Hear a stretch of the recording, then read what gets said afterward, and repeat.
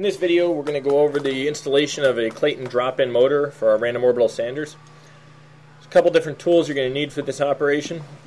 Lock ring wrench, some grease, service clamp to be able to hold the sander into a vise, and of course a wrench to get the backup pad off. Start by breaking the backup pad free from the sander and spin that off.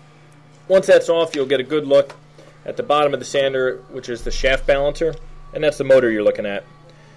What's holding that in is a nut, and that nut has two raised portions that you can see when you look down into the sander.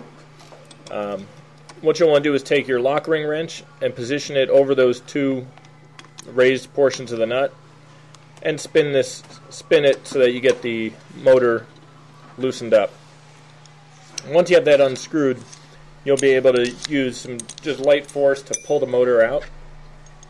And then once it's out, you'll be able to look down into the sander housing and see a round hole down at the bottom, and that's where the new motor is going to seat itself. So take a rag with some alcohol and just clean out the inside of the sander housing. You want to make sure you don't have any debris or anything that could screw up the new motor. Take your new drop-in motor and locate the roll pin at the top of the motor. Take a little bit of grease onto your finger and just smear it lightly around the inside of the sander housing, and this will help the motor drop in smoothly.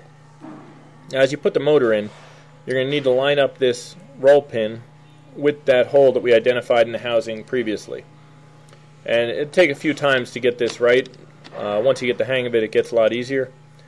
Once you have it in position, take the lock ring wrench and thread the nut back down until it's snug. And you'll know it's in the right position when it's snug and the top of the shaft balancer is flush with the bottom of the housing. Take your backup pad, put it back on, and spin it on until it's tight. Then just release the sander, and you're good to go.